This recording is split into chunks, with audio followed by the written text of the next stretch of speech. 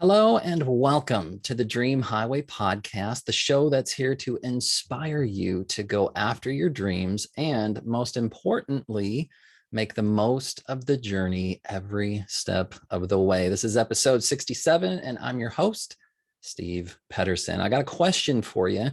If you're a highly sensitive person who constantly feels burned out and overwhelmed, you'll benefit from our next guest.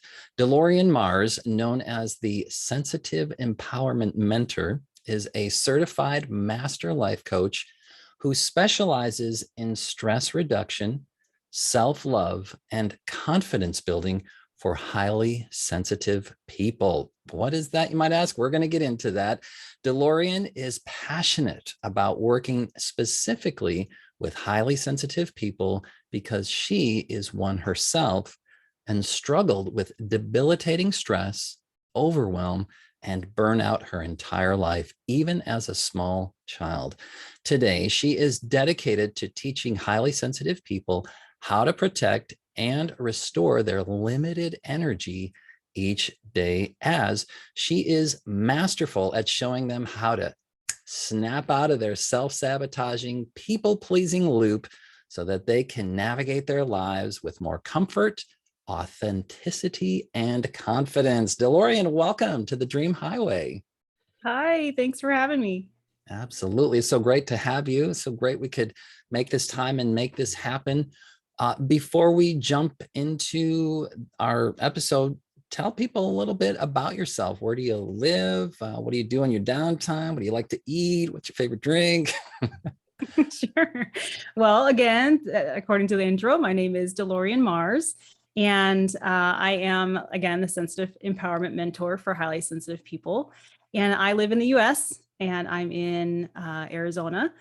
It's super hot still. We don't really get a fall. I'm waiting for the fall season. I wait for it every year and it doesn't come.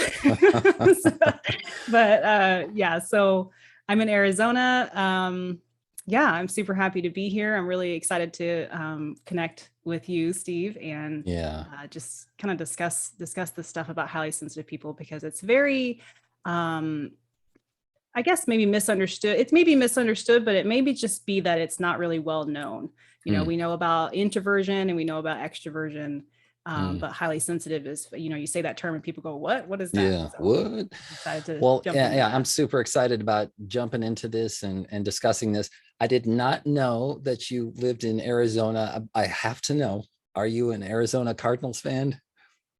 No, because I'm from California and I've only been here for a few years. So I'm a California girl. But it's cheaper to live in Arizona than California. So sure. Here I am. And I've got some other great friends that have done the same thing, moved from San Diego to Arizona. I just had to ask because I'm a Minnesota Vikings fan, and the Cardinals just beat the Vikings this past weekend. So I won't have to hold that against you. Yeah, no, I don't even follow it really. I'll be honest, I don't. That's quite all right. Great. So you mentioned this idea that when you say highly sensitive people are like, what? And that's exactly that was my response. When I first heard you mention that, I was like, that's a thing? That's fascinating. Tell me more about that. And what's even more fascinating is, as I was going through your website, reading through it, I was like, oh, I'm totally a highly sensitive person. So yeah, tell us a little bit about that. What exactly is a highly sensitive person? Sure. And that's funny you say that, because I've had a number of people tell me that when they go to my website, or if they follow my blog, or they're on my email list, they'll say they don't think anything of it, because a lot of people don't know what a highly sensitive person is. So once they read into it and I give them kind of the signs that you might be a highly sensitive person, so many people come back and go, wow, I think that this is me. And that actually happened to me as well. Like, my whole story started when I had my first child, and I thought, cool, I've got this. I can manage being a parent. This is super hard. It's a whole new chapter, but I can do this. And then I had my second kid, and that's when everything hit the fan. Yeah. I was super overwhelmed. Yeah. Let me ask you, were you a single parent, or how did that work? No, I'm married, Okay. but my husband at the time, he had a 100% travel job. So he was, he was only home on weekends and he was gone all the time. And so it was basically all me. It was as if I was a single parent, but I wasn't technically. So just very hard. It was very, overwhelming. It was hard to, the loud, like, why does it seem like everybody else can handle this and I can't handle screaming kids and just too much. And so I kind of started researching, sort of like you said, you saw on my website, and I was going, what's the deal? Why can't I figure this out? And I learned about this trait, highly sensitive person, which I had never heard of. Yeah. And once I read about it, I thought, wow, there's even a test that you can take on. Okay. Yeah. I was going to ask if there was a test, like, how do you know for sure? There's kind of like a person, you can do the personality tests and things like that, but there's a specific test for highly sensitive people on Elaine Aron's website. She's the psychologist that coined the term. And so once I found out about this, I thought, what? This is totally me. I've never even heard of this. And just knowing that there's other people like us, and you don't feel so alone, and you don't feel just like, why am I struggling so much? And there's other people out there that are just like us. So a highly sensitive person it's abbreviated HSP, first of all, because it can be kind of a mouthful to say highly sensitive person all the time. Yeah. But it is a personality trait that about 15 to 20% of the population are born with. And highly sensitive people, we have an increased central nervous system sensitivity to physical, emotional, and social stimuli. And that sounds super scientific, but what that means is that we have a hypersensitivity to internal and external stimuli. So again, I mentioned Elaine Aron. She's the psychologist that has done all the research. She started the research on this back in the 90s, and she did all the research on this, and she's still researching. She's got all kinds of seminars and things that you can attend with her. And she came up with she said that the trait is 4 principles, and it's abbreviated DOES. So the D is an increased depth of processing. And what that kind of means is that we are deep thinkers, and, it kind of makes us good at considering all sides of the scenario. And then we have the O, which is the tendency to be more easily overstimulated, which a lot of highly sensitive people, we feel overstimulated all the time. And that the reason for that is that we are just more impacted by our 5 senses. So this overstimulation could be things like bright lights, or it could be loud sounds, or even repeated sounds, such as my kid banging something over and over again on a table. It just it hurts my ears, and I'm like, stop it. And of course you feel bad because the child's just being a child, but repeated sounds are very hard for a lot of highly sensitive people. It could be things like certain smells could be kind of triggering. It could be certain fabrics of clothing. I have a highly sensitive son. He's 6, and he has a sensitivity to certain clothes that he puts on. He's like, I can't wear this. Certain socks, if they have like a little inseam that's a little too whatever, then he can't. Just certain fabrics of clothing, he just can't do it. Yeah. I remember reading on your website something about there's different sort of things for different people. And I also just kind of want to interject here. I'm not sure if you can hear it. I'm kind of muting my mic when I'm not talking, because there's road construction outside my building right now, and it's really, really loud. So I'm trying to I'm sensitive to that. I'm hypersensitive to that. So, just so you know, I can't hear any road construction on your end. So great. That helps. Great. So my question was, what I saw on your website was that there's different things that affect different people, correct? Right. Yeah. Okay. Right. Again, like some people have, like going back to the same example with my highly sensitive son, he has a sensitivity to certain fabrics of clothing. And I remember even as when he was a baby, if I put certain things on him, he would just scream or cry, and I'd be like, what's the deal? Why is he so? And then now that he's gotten older, it makes sense because certain things he just doesn't like. For me, I don't like my hair touching my face. Like right now I have my hair down because I want to look decent for the camera. Okay. but I don't like. And you can't shave it all off like I did. No, I can't do that. I guess I could. You could do the Sade look, right? Yeah. So, but the hair touching my face, usually my hair is out of my face just because I feel it, like, because the sense of touch, I just feel it all day long. Yeah. Some people have, I have a friend who is also a highly sensitive person, and she has a hard time with noise. Say similar with me, I have a hard time with a lot of noise or like a lot of commotion going on. But she doesn't really have a hard time with things like, going out in public, or, some highly sensitive people can get very, very overwhelmed with things like a shopping mall or a theme park, or just all that being too much. Yeah.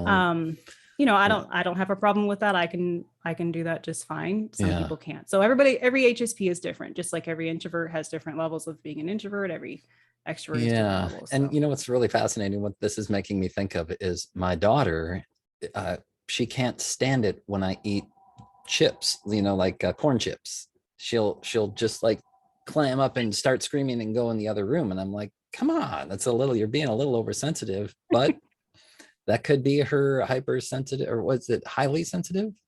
Highly sensitive. Highly sensitive or hypersensitivity to the stimuli. Yeah. Could be. My other daughter, she goes nuts when I type on my computer.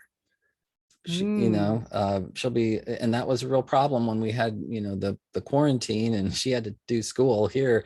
I would start typing and she'd be like, I'm out of here. Can't deal with it. Just drives her nuts. So this is my husband has one of those. What do they call them? Electronic keyboards, where it's like click and typey. Maybe it sounds like the 80s type of sure keyboard. Yeah, right. And I cannot stand it. Yeah. Or so loud the way it's that sound when you get put on, or when you not get put on hold, but when you call an automated system and it says, let me check into that, and you hear some typing. Man, that's rough to that sounds to. Like it sounds like those old 80s keyboards. That's fascinating. Yeah. So okay, you said DOES, right? DOES. Right. So we got the D. The D was the depth of processing. The O is the easily overstimulated. And then we have the E, that is emotional intensity. So we feel things deeply. And a lot of highly sensitive feel like we are just too emotional because we feel things deeply. And this could be positive or negative things. We could be soaring when something is super positive, but then when we have something that's negative that happens to us, we're super low. We can be deeply moved by beauty, such as art or nature. And one other thing that I notice in myself a lot is that we are more negatively impacted by violence or cruelty. So things like the news, or watching true crime shows, or even watching a documentary, a lot of HSPs, it's too much for us. Like I can't watch the news. Yeah. I posted in my social media, I posted in my Facebook group the other day that I tried to listen to the news because, you want to be up to date with what's going on in the world and things. And so I haven't listened to the news in years. Yeah. And I tried to do it just to listen to the top 5. And man, my mood the whole rest of the day was just, I can't do it. Yeah. So we can soak up other people's emotions, positive or negative ones. And we have a very high level of empathy and intuition, which is actually really cool especially the intuition part. Yeah. So then we have the S of the DOES, and that is the increased awareness of environmental subtleties. So we notice everything. HSPs notice everything. Like trucks out on the road. Like See how so those trucks out there, you're having a hard time to kind of zone those out just because you could notice it. And that could be anybody, but HSPs, we kind of notice things more than others. Sure. We can notice like a 1 degree temperature change, like, man, it's feeling cold in here and it's only been like 1 degree of a temperature change. We can notice that things have been moved from its usual spot.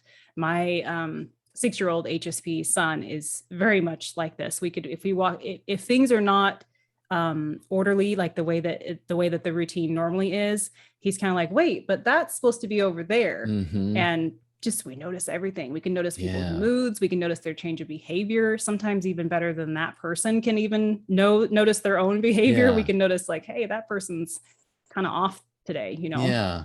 And so the question that's kind of going through my mind is, you mentioned earlier a test that people can take, but these sound like different, like, can the test cover all of these different sort of ways that a person could have this?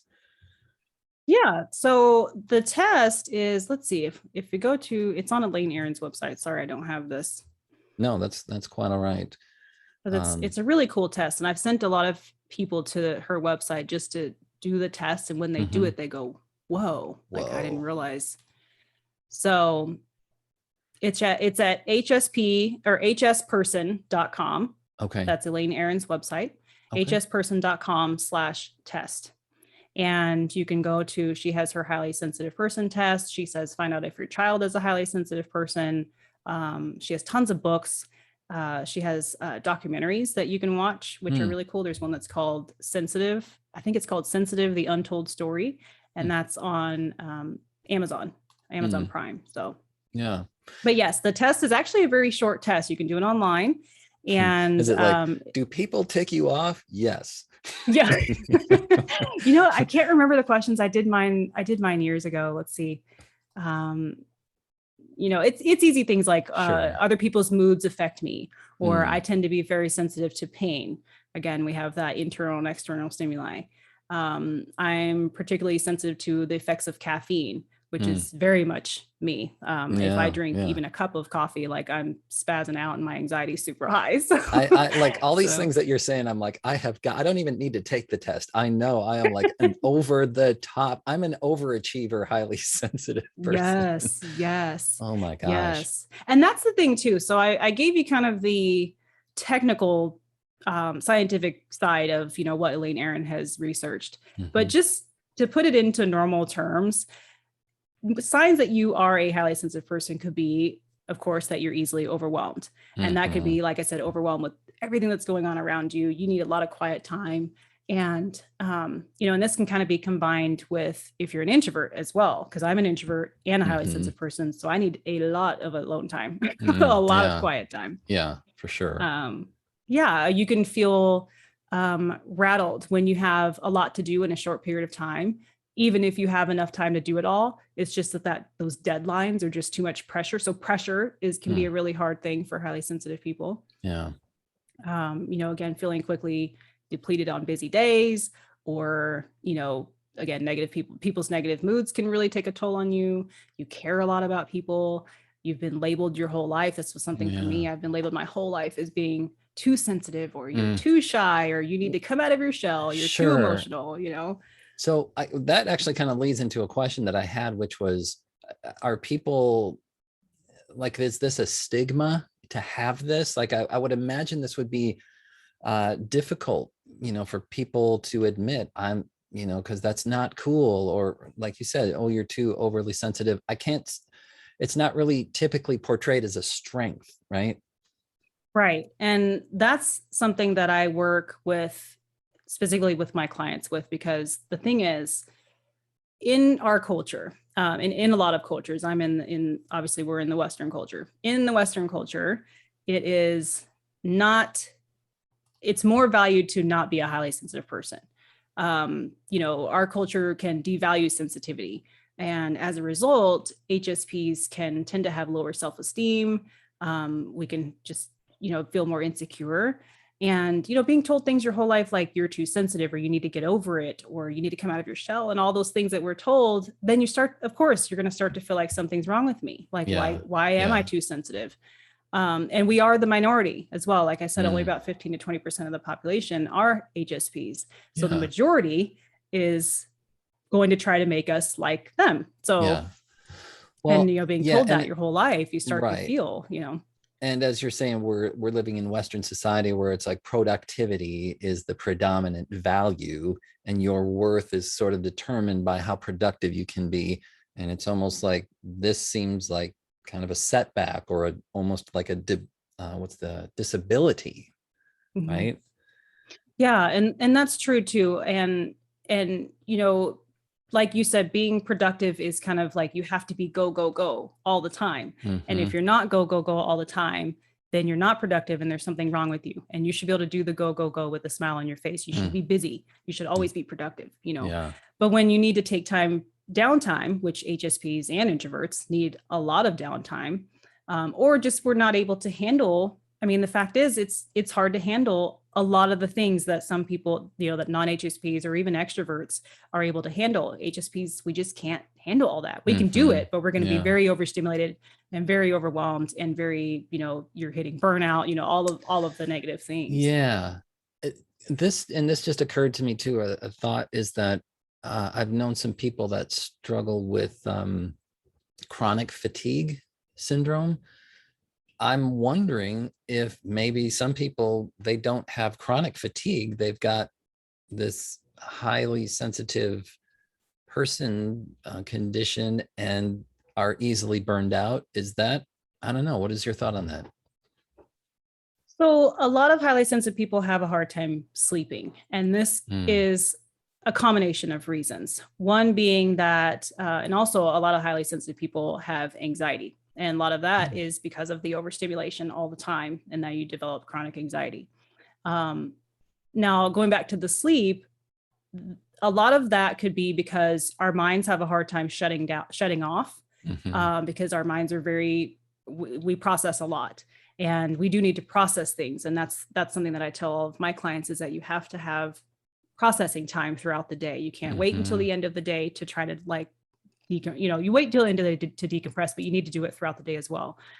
Because our minds want to think, think about when you're, if, as a highly sensitive person, when you're driving, if you're driving in silence, or any time you're sitting in silence, which is perfect at bedtime, you're sitting in silence, your mind is going to want to think. And we have a really hard time trying to shut that down. So that's a huge reason why HSPs have a hard time sleeping. Could be that your friend, there's lots of reasons why people have a hard time sleeping. It's hard to diagnose that, just, But it totally makes sense, because if you're, I've told my doctor that, hey, I'm struggling with low energy, and they want to do a sleep study with me. That totally makes sense. If you're not getting a great quality night's sleep, that'll totally drain your energy. That makes sense. And before I learned that I was a highly sensitive person, I did, I took melatonin, I tried the sleep pills, I tried the anxiety medication. I did a sleep study because I thought, what's wrong? Why can't I sleep? Everything comes back. You're normal. There's nothing wrong with you medically. It's just, I know there's nothing wrong with you medically. It's just, I finally, and then once I learned about the trait, I thought, oh, it's because my body and my mind and my nervous system is just too ramped up. So I have to, I've had to make some adjustments to my lifestyle. Yeah. Wow. This is fascinating. And you said you've had this, you weren't aware of it, of course, but you've had it ever since you were a little kid. What was that like as a little kid? So most kids, or even adults, that are highly sensitive, we are labeled as, for people that don't understand or even know of the trait, we are labeled as the shy kid. And the term shy is not necessarily what we are as a highly sensitive person. A lot of times it is just that we think before we leap. So say a child walks into a brand new classroom and they're a highly sensitive person. We don't just run for the toys and go woohoo, and just dive all in. We're the ones that stand back and maybe observe, we watch. Assess the toys, let's think about it. Who's that person over there? Okay, I think, and then we kind of slowly move our way. Well, when you're the slow mover like that, you're considered wrong. There's something wrong with you. And this kid they're slow, is shy, and she needs to come out of her shell and all of that stuff. So as a child, I struggled so much. And I only found out that I'm a highly sensitive person back in 2018. So, and I'm 39. So I just now found out that I'm a highly sensitive person. So going through all of my life, there's so many things that I look back on and I go, that was why I was like that. I can remember having my mom threw a birthday party for me when I think I was turning 5 or 6 or some young age like that. And she had invited Big Bird, because I was obsessed with Big Bird at the time.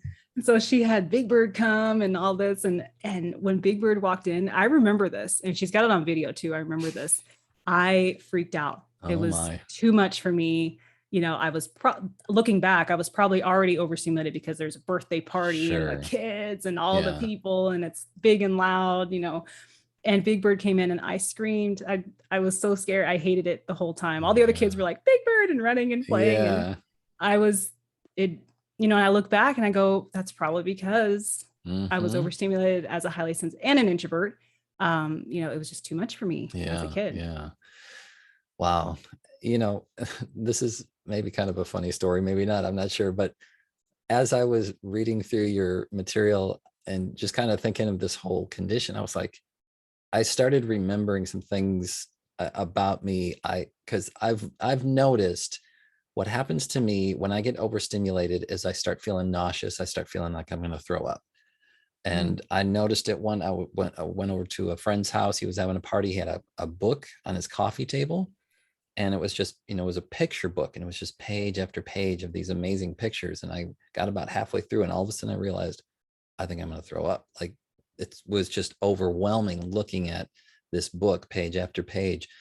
And the sort of humorous one that my wife and I joke about a lot, what often happens is in conversation, and trust me, this is not happening right now, but sometimes in conversation, if somebody is just like talking nonstop, I get overwhelmed and I start Oh. getting nauseous.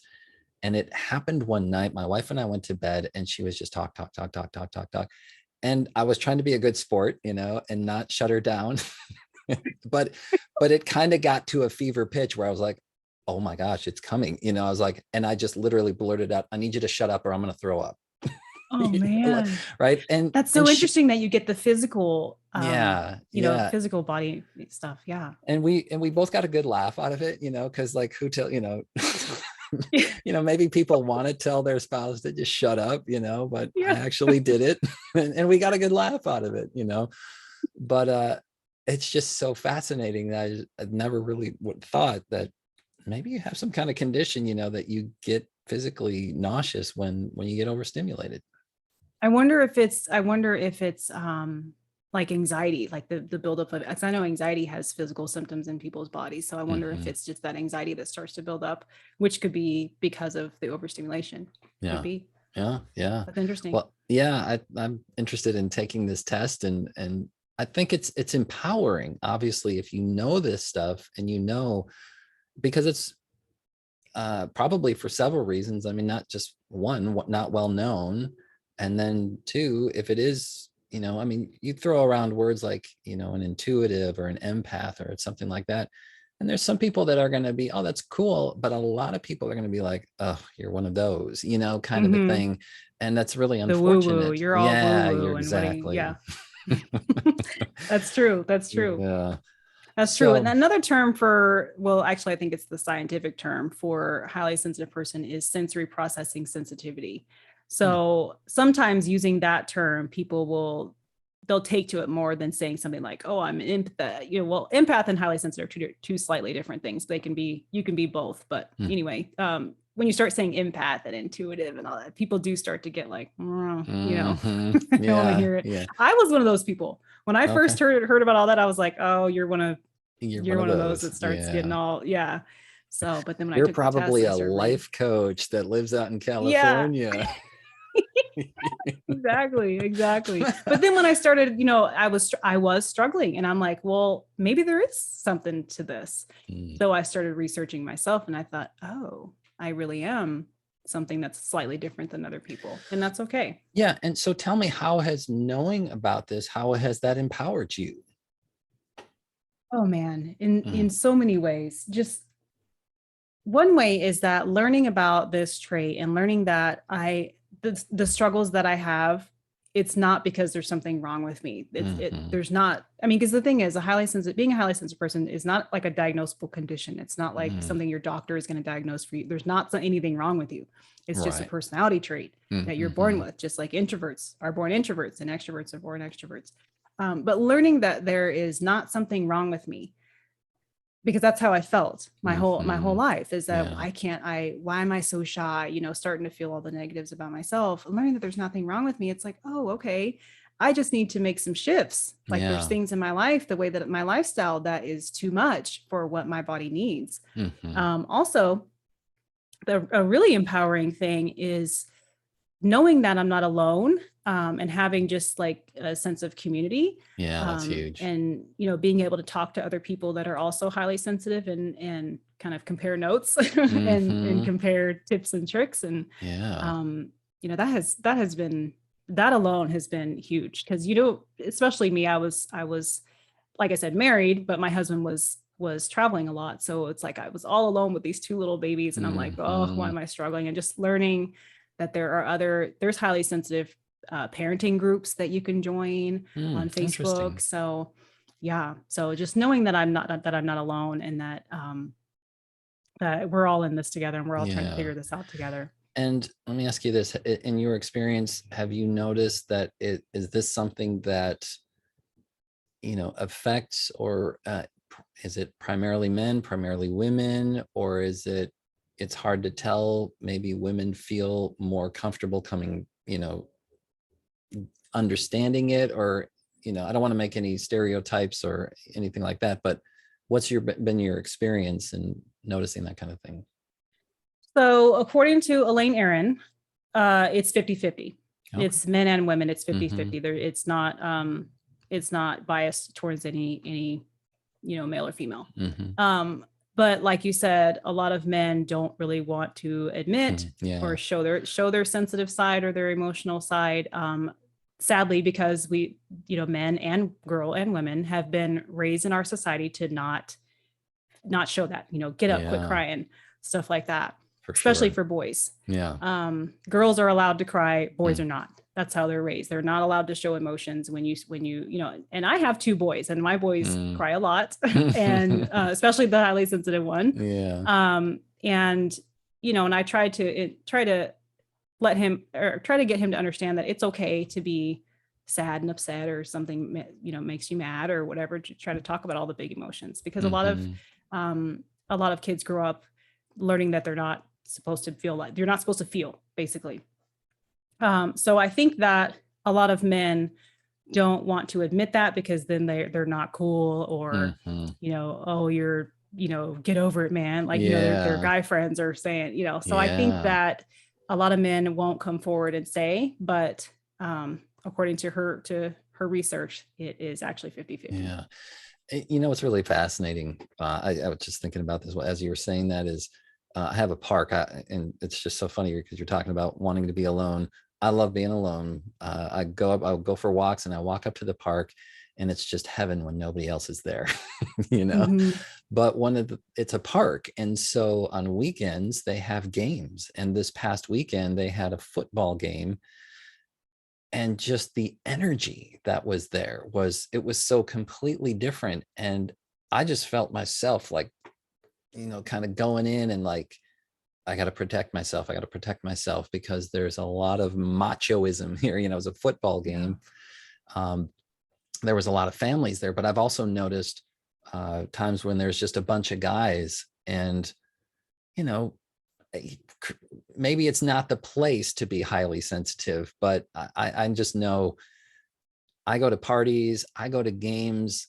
It's tough to not just want to have like pull somebody aside and have a deep conversation. you Right. know, Right. Dude, You're we're not at a allowed to. football game, man. Come Yeah. on, lighten up. Hmm. Or even, and even if you're, because we crave, if you're an introvert and if you're a highly sensitive person, we crave deep conversations. Like, I don't know about Mm, you, but I don't like mm. small talk. It's not it. I'm like, let me just Yeah, walk away, because I don't like small yeah, talk. totally. But the deep conversations, those are everything. Yeah, And for a man, maybe you could speak on this more. For a man to try to have a deep conversation, like, hey man, let me sit down and just have some deep conversation.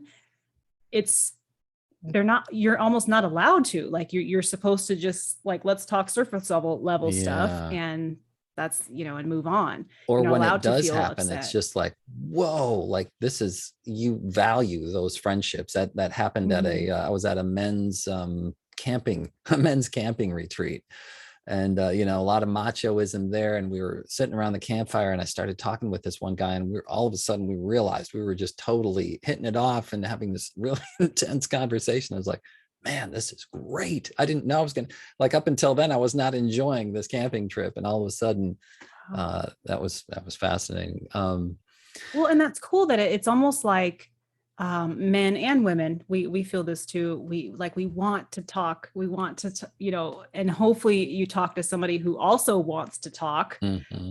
And then that's when you totally hit it off. That's how I met my best friend. It's just, I don't know, we just met and we just deep conversation. It's like, this is my person. Like, this is somebody that I can actually talk to, because everybody else is it's very, not everybody, but most people that you encounter, it's very surface level. Mm-hmm. So yeah, right. Especially cool. in bigger social settings. So one of the things that you've mentioned is that that can happen is people get burned out, and somebody's trying to go after their dreams. I know, man, it's frustrating getting burned out. Why is it important, or how, what can be done, to kind of avoid that burnout, or maybe move the needle a little bit, more towards less burnout? Right. So burnout happens to everybody. It can happen to everybody, not just highly sensitive people, of course. Mm-hmm. But it's even more important, I think, for highly sensitive people to really pay attention to, being aware that you're heading towards burnout, because we are more prone to stress and anxiety due to our sensitivities. And one thing that highly sensitive people tend to do, I want to say it's kind of a problem, but it's something that's fixable, is that we tend to overcommit. And the culprit of this is usually people pleasing. Like, we want everyone to like us. We want, setting these boundaries. It's very hard for us. We want everyone to like us. We don't want to upset anybody. We don't want to disappoint anybody.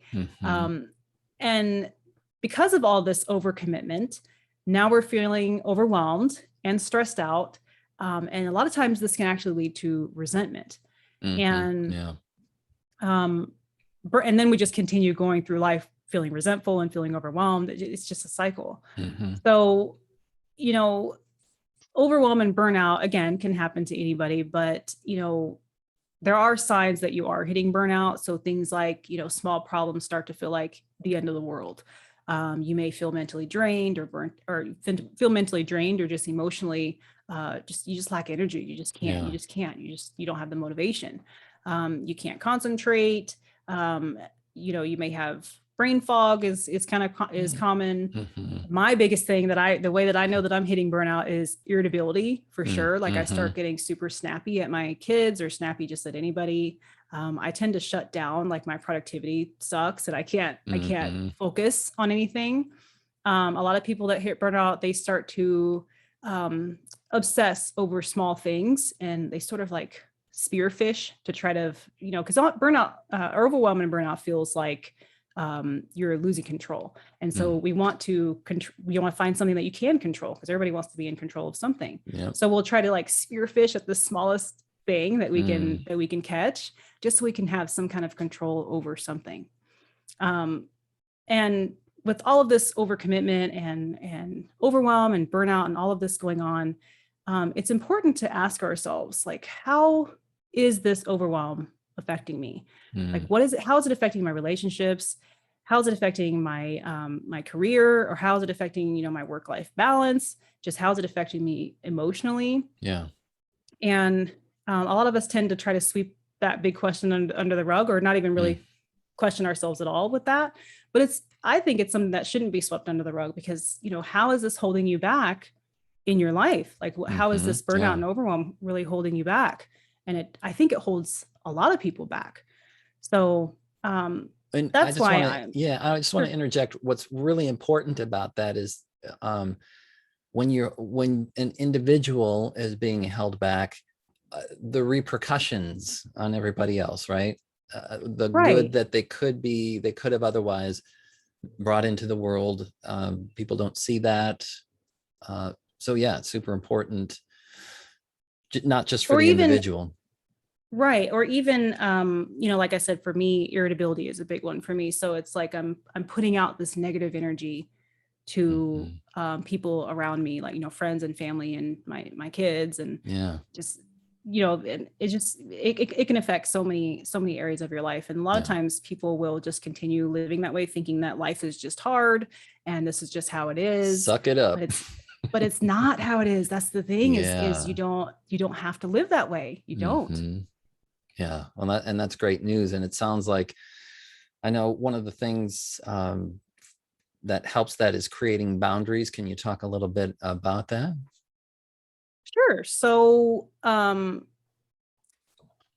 as highly sensitive people, we worry a lot about what other people think. Mm-hmm. We worry about it all the time. Mm. People that say, I don't care what other people think, they may not, but most people care what other people think of them. Yeah. We want to make sure that everyone's taken care of. We want everyone to like us. We want everyone to know that we're good people. We want to be there to help people when they're in need. But the problem is that we want to help everybody, and then we're not really helping ourselves. Yeah. And when you start to set boundaries and you start to say no to people, you can say it in a nice way. You don't have to sound like a jerk when you tell someone no. Yeah. But when you start to say no, then you're saying yes to yourself. Like if you're starting to say yes to your own priorities instead of always putting everyone else's priorities in front of yours, which it's okay to help other people, but you have to take care of yourself, because the only person that's going to take care of you is you. Yeah. So I need to interject there too, that I think this is, so for me, coming from a Christian background, this is something that was like, no, you're supposed to put everybody else first. That's what Jesus did. That's the spiritual thing to do. Always, I could point to book, chapter, and verse where it says specifically, put others' needs above your own, kind of a thing. But we're seeing that, okay, well, we need to really kind of understand what that means, because we are the sort of the goose that lays the golden egg, kind of a thing. And we can't, if we burn out, we're no good to anybody. We can't give to other people what we don't have. Right. Yeah, it's so true. And because I grew up Christian as well, and I definitely, it's definitely instilled in, and even not Christian. I mean, you grow up with your parents teach you help each other and share, and all of that. We're taught this, but then I think that now we are learning, and people are adults now going through therapy and going through coaching and all of this stuff because I'm so burnt out, and help me, and it's because it's these limiting beliefs, or beliefs that our belief systems that we grew up with. It's nobody's fault, really. It's not that it's our parents' fault. It's not that it's, our faith's fault. It's just, that's what we were taught. And now we are learning that doesn't work for a lot of people, especially for highly sensitive people, and there is a balance. That's the thing too, is we have to find the balance. Yes, help people. I'm not telling you to just go and be a jerk and never help anybody, but there has to be some kind of balance where you are still, in your calendar is your me time, and that's non-negotiable. This is my time for myself, and I'm sorry, I can't help you today because I'm spending time with my family, or whatever it is that you want to do for yourself. Yeah. And I could see where that's a great place to start as far as creating times in your schedule.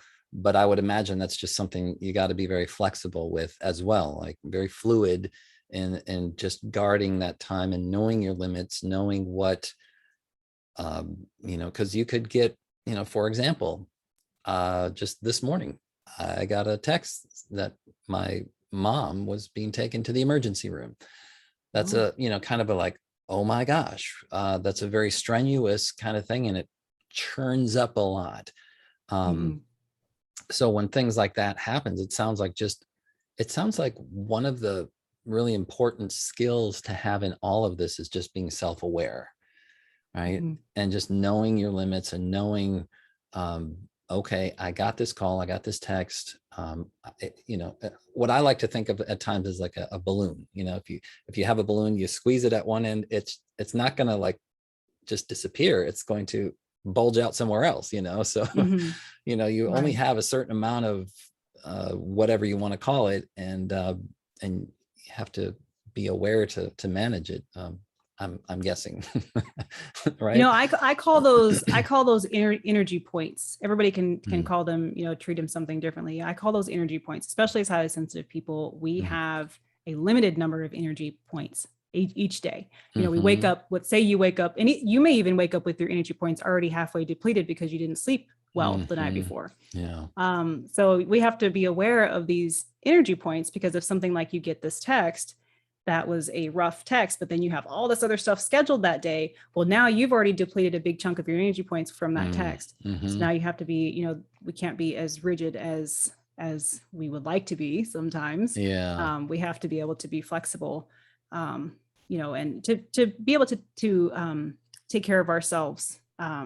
You know, for example, for me, being on this call with you, I know this is draining a lot of my energy points. Not in a bad way, but I'm just saying that I'm just saying that I get drained with things that take a lot of mind power. Sure. So I have actually booked in my calendar. I booked this call, and then I booked a block, and I even put in my calendar decompression time. Yeah. Because I know Steve that I'm going to have to just go demanding and he is. No. I love that. Oh, that's hilarious. So I'm going to go, once I'm done with this, I'm just going to go sit outside and just have some sunshine and maybe grab, you know, my cup of decaf coffee, because I can't drink caffeine. Yeah. Just and that's so funny. I used to work at Starbucks and I had to stop drinking caffeine while I was working at Starbucks. So all right, well, let's do this. Let's because we are getting on in time here. We'll call that our introduction, and we'll start with point one next, you know, our next call or whatever. But this has been amazing. For the listeners, how can they find out more about you? What resources do you have to offer them? Sure. So my website is silverjasmine.com, and I know it's kind of a strange name, but I came up with it. It's a random name, but I like it. It's memorable. So keeping it. It's easy to spell. Yeah, silver. And that's kind of why, because my name is sort of hard to spell. So I didn't want to make my website. So silverjasmine.com. And for the listeners, I have created a Power of No toolkit that is for highly sensitive people. And it gives you a kickstart on how to start setting boundaries, how to start saying no, and how to do it in a nice way so that you don't, again, sound like a jerk. I give you ways to how to effectively say it. And I even give you 10 ways to actually say no, 10 sentences to how to say it so that you can still keep friendships and not sound, you know, no. You don't want to say no to everybody, because then you're going to start. So you can go to silverjasmine.com/dream highway. I made it just for our listeners here. Yeah. So silverjasmine.com/dream highway, and you can grab that free Power of No toolkit. Wonderful. Boy, I'm going to go there afterwards. I'm going to grab that, because I think I need all the help I can get. silverjasmine.com/dream highway. DeLorean, thank you. I almost called you Jasmine. You got to tell me that. Okay. Silver Jasmine. What's the deal? What's the story there? Okay. So I created that website before I created the website as a blog. Okay. And when I made the website, I thought for a long time, what am I going to make for my name? And I didn't want to do my name, because my name is hard to spell. It's a car. My first name is a car. My last name is a planet, but they're both spelled different than the planet and the car. So, okay.